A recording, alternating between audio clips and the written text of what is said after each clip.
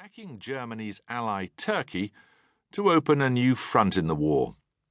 When the Navy discovered that Turkish mines and well-positioned shore artillery made it impossible to force the strait, British generals compounded the disaster by putting tens of thousands of men ashore in an attempt to destroy the Turkish batteries and to safeguard the sea passage from the land.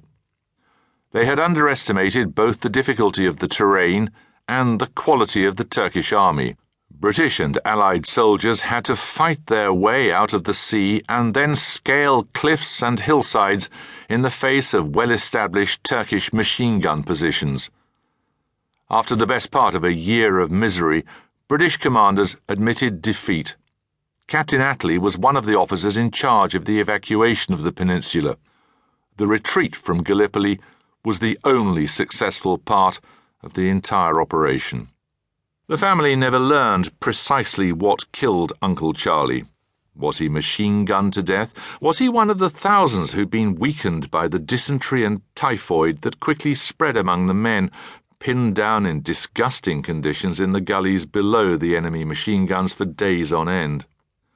The memory of some others who died there, bakers' sons from the Orkneys, gardeners and footmen from the Royal Estate at Sandringham, the almost 500 men of the Dublin Fusiliers, or the son of the Vicar of Deal who won the Victoria Cross for repeatedly wading ashore under fire to rescue wounded men from the beaches, has been kept more conscientiously alive. The deaths of over 11,000 Australian and New Zealand soldiers at Gallipoli are venerated as a sacred part of their nation's histories. By contrast, all I know about Uncle Charlie is contained in an old, brown, broken-sided cigar box found among my mother's effects when she died in 2009.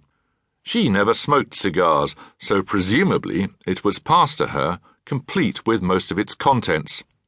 Inside, at the top of the small bundle of documents and effects, was the paper every family dreaded to receive, Army Form B-104-82.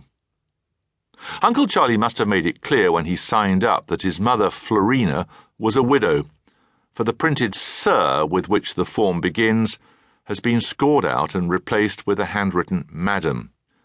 The impersonal tone resumes with the printed sentence, "It is my painful duty to inform you that a report has this day been received from the War Office notifying the death of," and here the colonel in charge of Medical Corps Administration at Aldershot has inserted into the blank spaces Uncle Charlie's name, rank and number, adding, "Number 34 Field Ambulance of the Mediterranean Expeditionary Force," in the space left blank for his unit. The cause of death was, and here an entire line of the form is left empty, which the colonel has made no attempt to fill, just writing the single, unilluminating word, wounds. Personal effects, the form states, will be sent on later. Lying underneath it in the cigar box is another form, apparently signed by the War Secretary Lord Kitchener. "The King commands me to assure you of the true sympathy of His Majesty and the Queen in your sorrow. Kitchener." Inside a cardboard tube is another mass-produced letter of condolence, a sheet of paper bearing the printed signature of the King, commemorating Private Charles Edmund Dixon for having joined those who had answered their country's call and passed out of the sight of men by the path of duty and self-sacrifice, giving up their own lives that others might live in freedom, and demanding that his name not be forgotten. A thick card envelope contains a dead man's penny, a heavy bronze plaque about the size of a tea saucer, decorated with a robed Britannia holding a trident in one hand and a garland in the other, with a growling lion at her feet. It's inscribed with Uncle Charlie's name and the words, "He died for freedom and honour." There is more in the box.